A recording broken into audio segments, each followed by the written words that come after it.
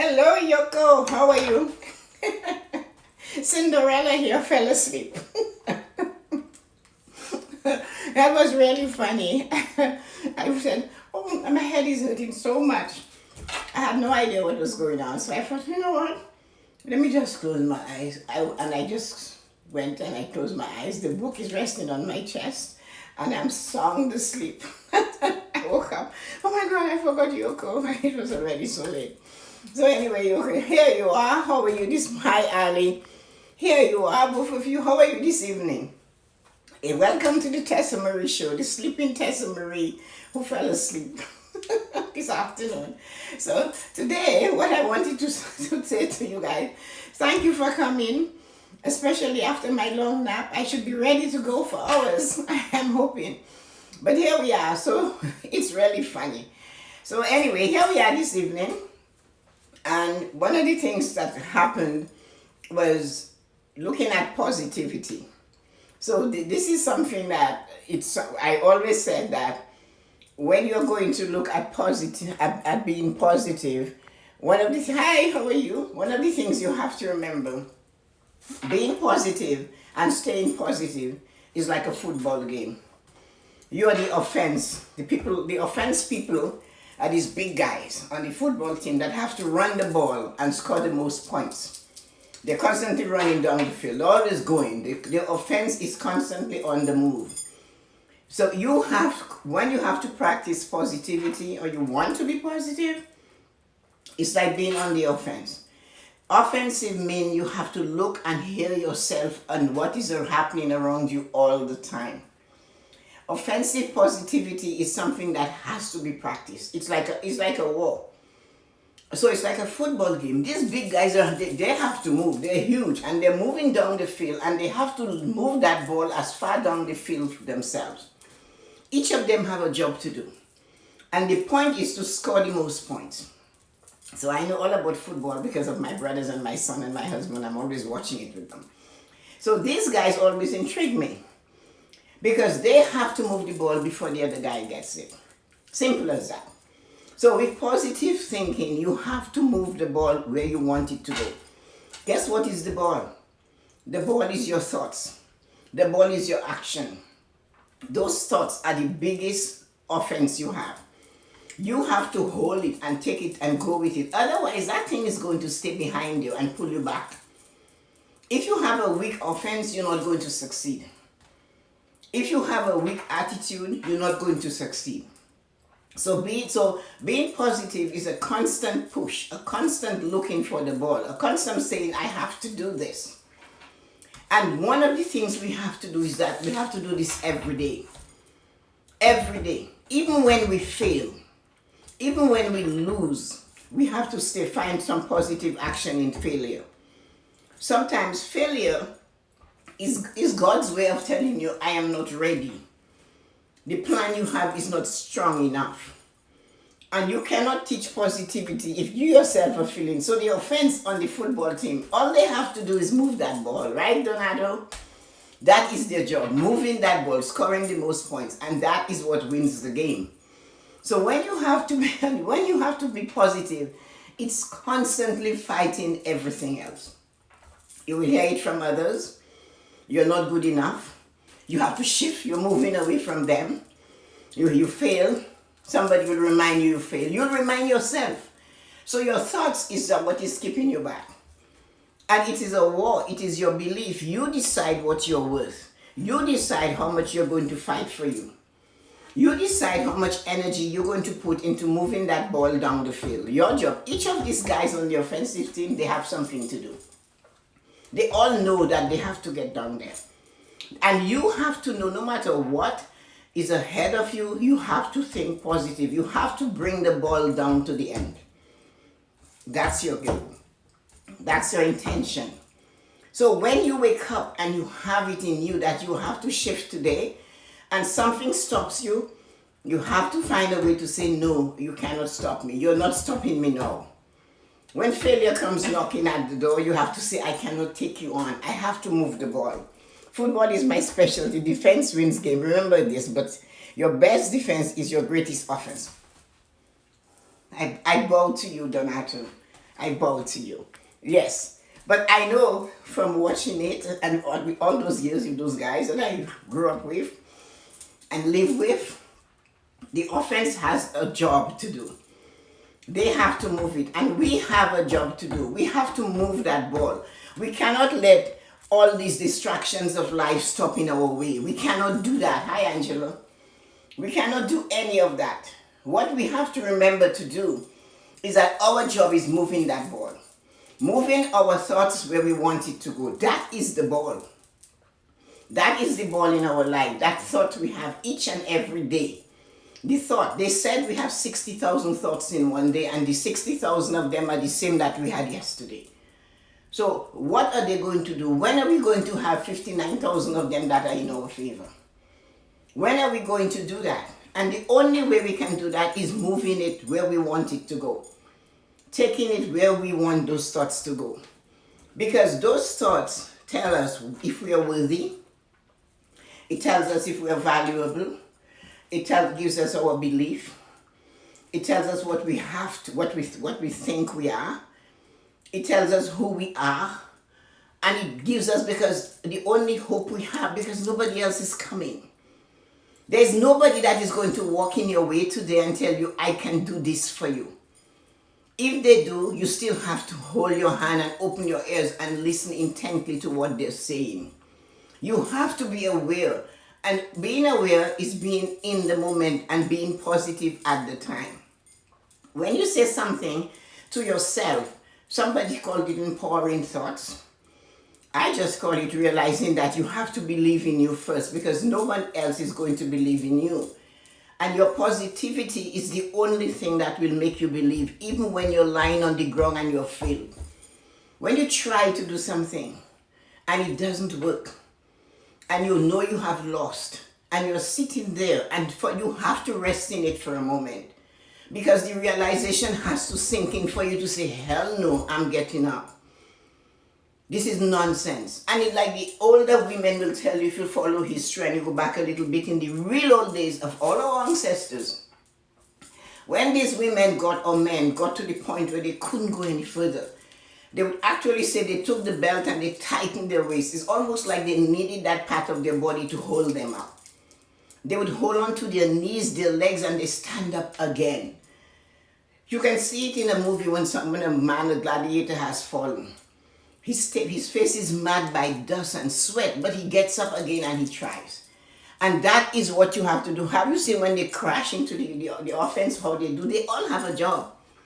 But they have one goal though, score the most points, move the ball down the line. So what are we going to do? When they fall on you, you have to find a way to stand up. You cannot constantly fight with them, but you might have to stand up and use the legs of the fall, or those that are sitting on you, to get up. Use the dirt that you're sitting in to get up. Use the crash that you found yourself in to stand up. Because every day there's going to be a thought you have to plant in your head, I have to do this. It is what you do that gives you worth. Nothing else gives you worth.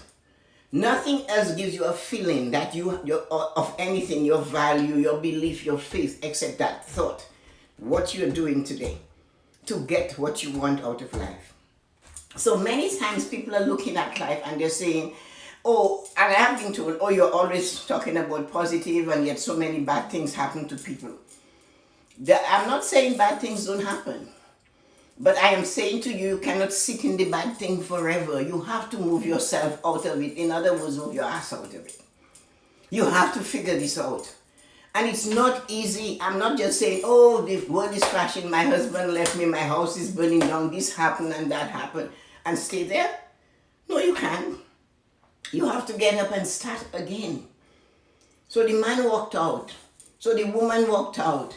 So you're going to sit in the spot where they left you and cry? Why?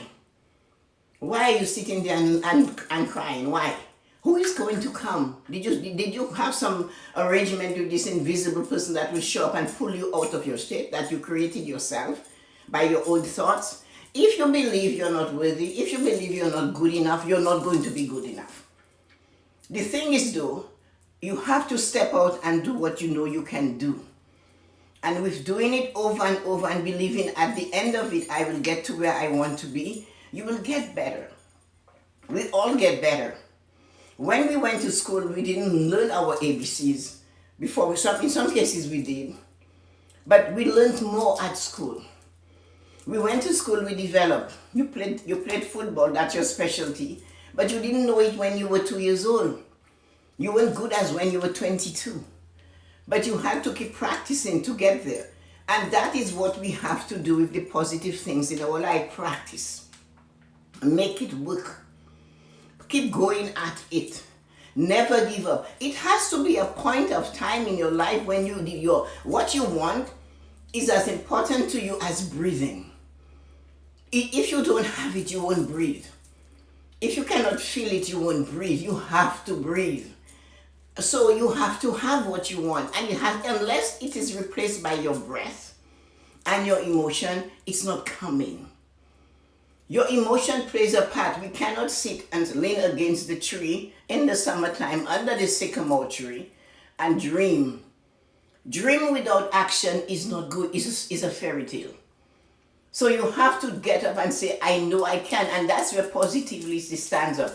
If those offensive men on Donato's team stand ready, we started, would they able to help the defense to win that game? No, they don't. They have to move their hearts. And that's what we have to move.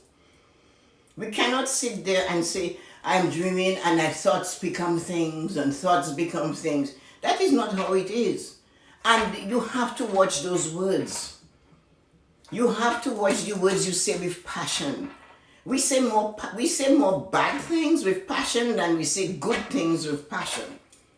That's how we do it as human beings. When we are angry, we are so passionate. When we are, I'm going to, everything is coming out like that. And then other times, we are so sweet. One day I'll become this. But you have to say, damn it, why can I not get it? What is happening? What is keeping me back? What it is I need to do to get what I want. I want it. But we say that when we are angry. We stamp our feet, we twist our faces, we use words that are strong, and we cannot use those words when we want something in our life. I don't understand it. When I pray, and I pray open prayer, I pray with passion, because that I know is what I want. When I pray by myself, I stomp through my house. When I am demanding of God what I want, and I say demand because he said, ask and you shall receive, this is what I want, I walk as if my feet are pounding into the floor. If I could go any stronger, I would go to the next floor. So this is what it is. We need to demand, put our energy. As I said, the offensive team is not standing there. You see these guys, they're not little. But somehow they run. They find a way to move that ball down the line. What is our problem? We want it, but we don't want it as much as we want to breathe. We want it. We see somebody else with it, and I can do that. Of course you can do that. But you have to do it for yourself. You cannot sit there and say, one day I will get it. One day is not going to be. Every day is your one day. What are you doing today for your one day? You have to believe you have the energy to push yourself to that level. And when you are asking, when you are demanding what you want out of life, you have to do it however you do it, with force, with emotion, with passion. Lots of passion, lots of emotion. Passion is not only helpful when you're having love or you're in love with somebody. That is not enough passion. That is, but take that and channel that the other way. So there's a time that comes in your life. Well, that passion you felt when you were 21, you need to feel it again when you're 41 and you want to win. That passion that you were pushing through to demand love from that other human being, to feel their heartbeat against your heartbeat, well, guess what? It's time to feel your own heartbeat against your goals. It's time to take your heartbeat and place it against your desire and your want and your success and your value and your worth. What are you looking for? Give some love, give some of that passion to it. Make it work for you.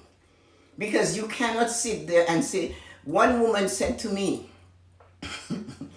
I've been sitting on my friend's carpet praying every week and nothing happens for me. And I said, well, you just sit and pray? I said, you can't sit and pray. When you want something, you cannot sit and pray. You march and pray. You walk and pray. You scream and you pray.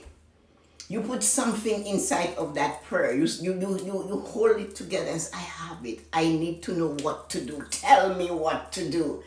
You ask that God of ours because he said he would. So you have to say, I did my part. I have done all what I was supposed to do. When are you going to show up for me? When he was angry, and no one comes telling me after you hear that is not how you pray, you should respect God. When he was a man and he got angry, he turned over the table. So knock yourself out with that. What I'm trying to say, when you're looking for something, you cannot stand there and say it in a mousy voice. It's not going to come. What you get in life depends on how much passion, how much offense you put into it. How much work you're going to keep that positive. I want this. And don't tell me I can't have it. I need to know what to do. And that is the demand. And then you have to question yourself, is what I'm doing what I'm supposed to do? Am I doing it right? So your positivity is, you have to play it like an offensive thing. If you don't do that, you will not get it. And let me hear what this person is saying. Oh dear, in the audio, these two are having a conversation, Donato and Ali. It's a very spiritual president chanted the slogan of opening or close doors with one key, but lock or open doors with the same key. Well, there you go, Ali. That's a good one. I love that. And see who else. So I'm just looking to see what you guys are saying, because what I wanted to express to you guys is that when you're asking and you believe in positivity, you have to put emotion and passion into it. Wishy-washy request is not heard. Wishy-washy positivity is not going to work. I know it's going to come. I'm going to get it. No.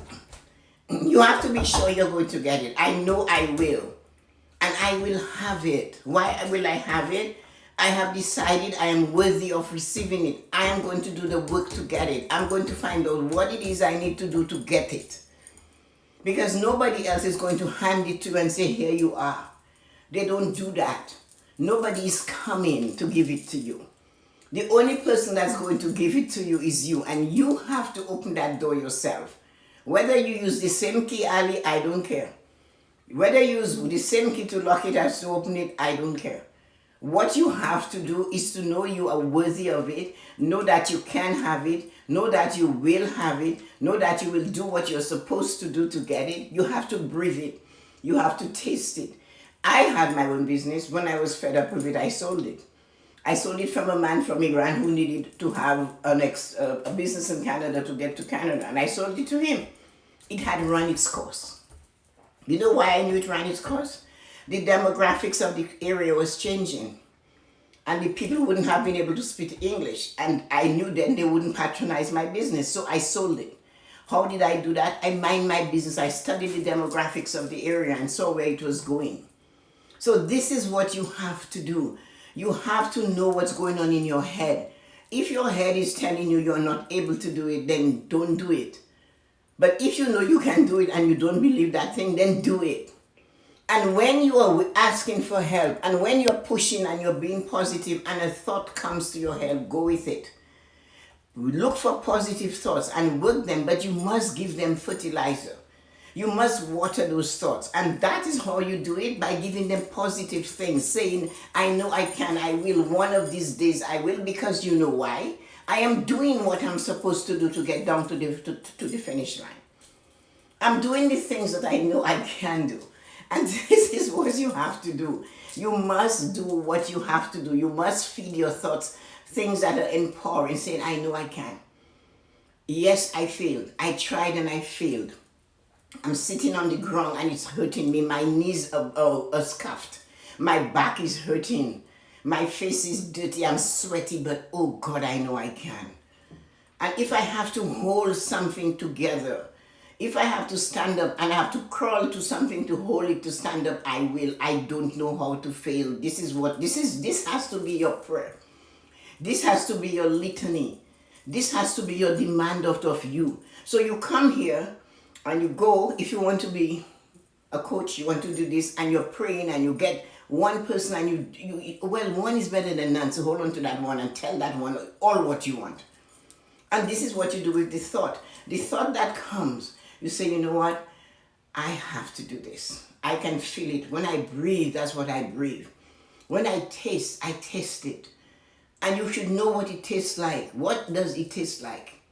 What does that thing you want to do taste like? Who is it going to help? They ask you to find out your well, your why, your what, your whatever. The how I don't care about. I've never ever cared about the how. The only example I can give you about me, that same business I sold, when I wanted to do this business and the thought came, because it was a choice, stay home with your child or work for the government or open your own business and have certain hours you can do. And I chose, of course, they had a way. Open up my own business. Every time I back down, I would have a dream that I need to crawl through a space that's 12 inches high. Every time I back down, I would see myself trying to crawl and I wouldn't go because I was so afraid in the dream. And every time I took a step to doing this, I was able to pass through that 12-inch space. And that dream stayed with me until I succeeded. And that is what that held me going. I knew, I was watching the dream. I was like 28 years old. And I'm looking at that dream. I'm saying, why? When I'm afraid, I face that dream. That I'm not going through that 12-inch space. And why? When I take a step, I go there. And then when I finally came to the top and I got it, I had a dream where I'm sitting on the mountain, the most comfortable spot on that mountain top. And I'm swinging my legs. You know when you're in that, and I'm just sitting there swinging. And somebody said, what are you doing there? And in the dream, I replied, I got to the top. I got to the top. And that's how I got out of the dream. So this, and I was very successful at it, but the point is that I had to stay positive through so many no's. But I had to make sure I got it. There were so many people that were telling me I was crazy, I was this, I'm always crazy anyway. And you shouldn't try that, and how you think you're going to do that. And I had to think, and you know what, that journey wasn't easy, man. It wasn't easy. But it's one thing I can tell you. When I realized there were 30 people in one, I had 6 classes a week, and there were 30 people in each class paying $50 to come and buying all the material, and I'm looking at them and none of them are looking like me. I couldn't let the secret out that I owned it. So I said I created a phantom owner that looked like them and not like me. And I held that. So I started it in 74, I sold it in 85. So I had to think. It was constant planning and thinking. I wanted to succeed, so I did what I had to do. Had I said I owed it, you think I would be able to attract that many people? No. And I knew that very early. So I had to find ways. This is what I'm trying to tell you. When you're doing your business, find the positive things. Don't always look at the things that are bad. They're there. Work around them. Just like the offense guy. He doesn't just go in a straight line and get the ball down and score those points. He has to go around everybody. So when you're looking for a positive situation and you where you are, it doesn't look like it will end that way. What am I going to do? What can I turn around here? So that is why I say when you want to be positive, you have to think. It's 24 hours a day. Those of you that have never been an entrepreneur, guess what? You have to taste it 24 hours a day, 7 days a week. Even when you're off, your ears have to be to the ground so that you listen, you hear what you need to do. Even when you think you're taking a vacation, the vacation is on your body, not your mind. Your business is always with you. So the positive things you have to find, you're going to have the broken down things. You're going to have a crash. You're going to have no electricity and everything in the kiln spoils. But you know what? Tomorrow day you're going to start again. So you have to look for the positive offense in all what you do. What it is I want, how am I going to get there? Yes, I have failed. Yes, it's difficult. Yes, it's too much. Yes, it's hard to swallow. Yes, that little spot to call through is difficult in the dream. It's suffocating in the dream. But I got to sit on the top. I finally got to sit on the top in the same dream. So this is what I'm saying. Hold on to it. And don't ever let anybody tells you that all of the negative things that can happen. And when somebody talks to you and they start talking in a negative way, your responsibility is to stop them, especially if they're saying it and you're hearing it. If you don't stop it, you're in compliance with it, you're agreeing with it, and guess what? It becomes part of your thinking after a while. That is a dominant thought, and that is something we all have to learn to change. Somebody saying things like that, whether it's to you, after you, or around you, I don't like that. Can you not think of something else to say? Because when you are silent give consent. Silent means you don't have an opinion. Silent means you are speaking, somebody else is speaking for you. When you don't vote, somebody else is speaking for you. When you don't say what you think, somebody else is speaking for you. And if that person is not speaking positive, offensive thoughts, then you're that S word. So you're messed up. So this is what I believe, and this is what I know for sure that works. Offensive positivity. So you have to work with it. So let's see. Donato said about his football thing. We know we're going to give that to him. He looks like he likes it. So we say, yes, Donato, I remember that. Is your British offense? Of course it is. You see those guys? Angela, thank you for coming in. And who else? Coaching with Susie. Thanks, Susie. Everybody was there. Thank you, Yoko. I don't know, to Winning Wednesday. Yeah, British. I like that. Sister Angela. Oh gosh, she's going to have to go to the convent. JP Schwab. Oh, hi. I forgot Marina. The same name as my sister. Hi, Marina. And that long tirade from him. Sometimes I stay silent because some people are not ready to hear what I have to say. That is true. That is true. But I'm sure, Susie, you stay silent. I'm not saying no. Hi, Rose. I'm sure you stay silent, but I'm sure the next time you take over the conversation. Next time you take over the conversation. So sometimes I don't stay silent. I don't know how to do that. Somebody tell me what, they have a nasty saying about blowing and something, I don't know what that is, but I don't like it. A friend of mine always tells me that because I always jump in. And Susie, yes, it's true. Sometimes you have to stay silent. But if the person is wise, and as I said again, that thing called wise, if they look at your face, they will know you're not silent. That person that is using those words and saying those things, if they look at your face, they will know you're not silent. But you see, you can always wait. There is always a time that conversation comes back and you decide you're going to lead it. And you purposely express those words you know that are empowering. Especially, you have to understand that those type of non-positive words are all yours. And it's really difficult to get people to understand what you say is yours. It doesn't belong to the neighbor, the friend, the man, the candlestick maker, the shoemaker, nobody but you. So positive offense is what we have to do. Hi, Tiggy. Make sure you hold on to that and do that because nobody else is going to come to sort it out for you. When it is difficult, the most important thing to do is when you have fallen on your face or when somebody has stepped on you while you're down, when somebody is screaming and shouting at you. That does not always make it work. As they have a saying from long ago, empty vessels make the most noise.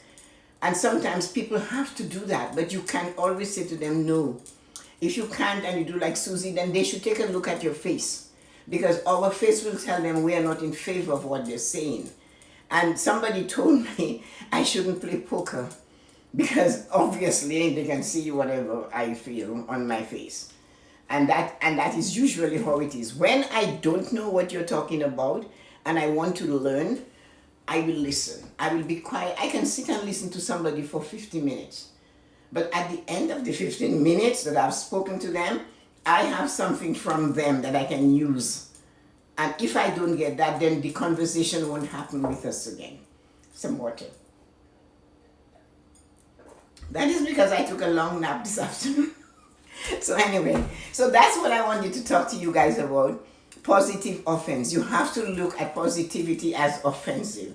And you have to constantly go after it. You have to run with it. If you leave it there, somebody will come and step on it. Or it will fall in somebody's mess. And that is what people want to do. Once you're positive, they're going to tell you, oh, you're so positive, and you know the things they say. Or they will tell you, you are so positive and you're having such a difficult time and this is not working for you, and yet you're so positive. You know people are going to tell you that. They think because you're positive, you will never face adversity. But you will face adversity and you will move from adversity because you are positive. The offensive guy doesn't sit there. He moves. He constantly moves. And that is why I use that. So sometimes somebody asks me where I get my content from. I get my content from everyday life, all interaction. I do think, and I do write. So I do write with the computer, I write with my fingers, I go looking for it. I think of what it is I can give you every day. And so tonight was offensive positivity. So I hope it helped you. And if it didn't help you, it might help somebody else. So share it. I like what Susie said. Positive offense. It's true.